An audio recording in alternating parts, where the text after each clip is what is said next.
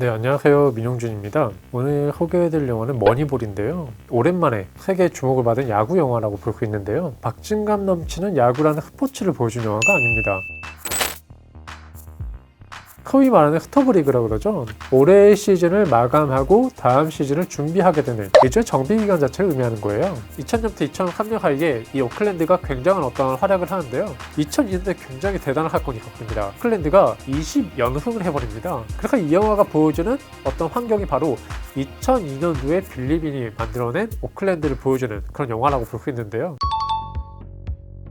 일단 빌리빈이라는 사람에 대해서 좀 설명을 해드리자면, 이 사람은 1980년대부터 선수 생활을 했던 사람입니다. 메이저리그 선수로서 성공한 그런 선수가 아닙니다. 이 사람은 사실은 스탠퍼드대의 쿼터백 제안을 받고 대학에 가려고 했다가 결국 뉴욕 매츠의 스카우트에 의해서 프로리그에 진출하게 돼요. 근데 재밌는 건 이 사람이 그 다음 경력이에요. 그러니까 실제로 선수 생활을 하다가 갑자기 스카우트 생활을 하겠다라고 선언을 합니다. 부단장이 되기도 하고 단장이 되고 그 프론트 라인에서 점점 성장하게 되는 사람인 겁니다. 그 단장으로 부임하게 되는 게 1998년인데요. 이 당시 오클랜드가 굉장히 못하는 팀은 아니었습니다. 근데 문제는 돈이 많은 팀이 아니었던 거예요. 몸값이 비싼 선수를 데려올 수 있는 그런 팀이 아니었습니다. 문제는 팀에서 잘하는 선수를 잘 키워놓으면 이제 돈이 많은 팀에서 그 선수를 빼가는 겁니다.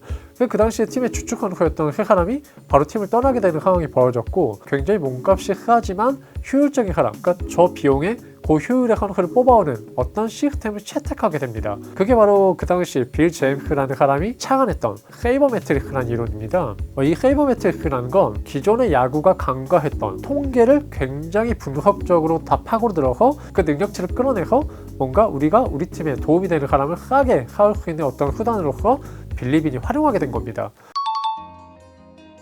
이 빌 제임스라는 사람이 이 영화에서도 한 두 차례 언급이 됩니다. 이 사람은 그 야구 애호가였습니다. 전문가가 아니었어요. 전 구단의 선수들의 어떤 기록 같은 걸 다 꿰뚫고 있고 그것도 하나하나 다 기록해 나가는 겁니다. 야구 기록의 단순함에 의문을 품은 굉장히 분석적인 통계를 보여주는 그 야구 개요서를 내게 되고, 이런 것들이 점점 야구계 전반에 많은 소문이 나면서 야구 팬들에게도 어떤 지지를 받게 되는 상황이 펼쳐집니다. 굉장히 직관에 의존하고 자신의 어떤 선수 시절의 경력에 많은 눈높이를 맞춘 그 선수를 뽑아내는 스카우터 입장에서는 굉장히 무시하게 되는 것이죠.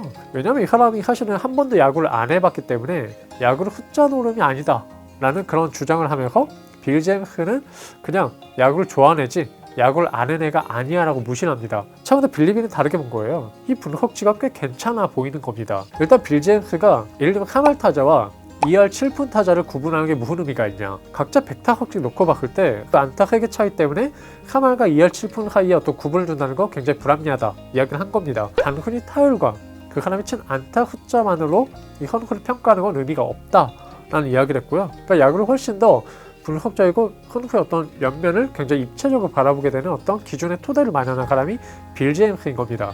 그리고 이 지점에서 빌리빈이 굉장히 마음에 들었던 건 결국 출루율이 정말 중요하다라는 이 룰이었던 거예요. Three ball players whose average OBP is 364. 그 당시에는 안타를 치고 나가는 게 굉장히 중요하다고 여겨졌습니다.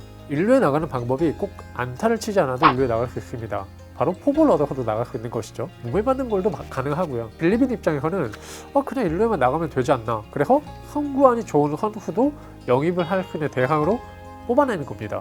그 이유는 딱 하나예요. 능력이 간과되기 때문에 이런 선수의 몸값이 굉장히 쌉니다. 그래서 싸지만 1루에 잘 나가는 선수를 굉장히 잘 골라올 수 있게 되는 것이죠.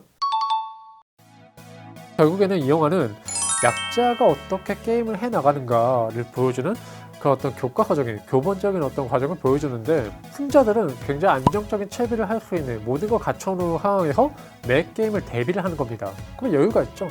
근데 문제는 약자 입장에서는 어떤 식으로 이 게임을 한번 비틀어야 되기 때문에 이 게임에서 최대한 빈틈을 비집고 들어갈 수 있는 틈이 무엇일까를 매번 고안해야 되는 겁니다.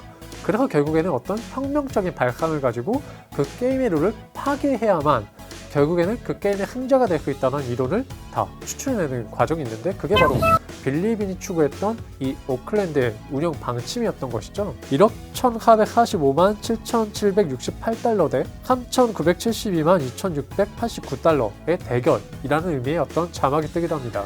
뉴욕 양키스 상태의 몸값과 이 오클랜드 애슬레틱스의 상태의 몸값 차이가 이렇게 컸다는 거예요. 그렇기 때문에 이 거대한 이제 부자 구단과 이 굉장히 돈이 없는 열악한 재정이 열악한 이 약자 팀이 결국 싸우게 됐을 때 이기는 방법 하나는 거대 구단이 하는 룰대로 따라가면 안 된다는 걸 빌리빈이 알고 있었던 겁니다. 많은 걸 가지고 있는 쪽에서는 대부분 혁명을 이렇게 생각을 하지 않습니다. 대부분 조직이 도태될 가능성이 정말 큰 거예요. 왜냐면 우리가 그렇게 애쓰지 않아도 그냥 이렇게 갈 수 있는데 굳이 그렇게까지 해야 돼? 그래서 대부분의 어떤 도전자 그리고 혁명가들은 언더독에서 출발하는 겁니다. 가진 자들이 혁명을 일으키는 게 아니라 가지지 못했기 때문에 그 판에 끼어야 되고 그 판에 뭔가 끼려면 그 판의 어떤 기대권의 룰을 뒤집어야 되는 겁니다. 그래서 빌리빈은 이 야구판에 있어서 혁명가라고 불릴 수 있는 그런 첫 번째 인물이기도 했던 것이죠. 그 머니볼에서 보면 브래드 피트의 입으로 말한 거지만 빌리빈이 하는 대사가 있습니다. 그 적들이 실수하고 있을 때 그들을 방해하지 마라 라는 이야기를 하죠. 승리하기 위해서는 결국 적의 실수도 내가 끌어다 쓸 수 있는 그 역량도 결국 그게 실력이 된다라는 이야기를 빌리빈이 하고 있는 거예요. 빌리빈이라는 사람이 강자의 약점을 파고드는 그 약자로서의 강자가 되는 그 방법을 빠르게 고안해냈던 어떻게 보면 나폴레옹에 준하는 영웅으로 뭔가 생각했던 게 아닌가 싶어요. 왜냐면 실제로 이 말은 빌리빈이 한 말이 아니라 나폴레옹이 했던 말이기 때문이거든요. 그러니까 이 영화를 봤을 때 언더독으로서 승자가 되기 위해서 노력했던 어떤 영웅감으로서 봤을 때도 굉장히 좀 흥미로운 이야기가 아닐까라는 생각이 듭니다. 그런 지점에서 머니볼을 한번 다시 보시면 재밌는 감상을 얻지 않을까라는 생각이 들고요. 오늘은 여기서 이만 맞춰보도록 하겠습니다. 감사합니다.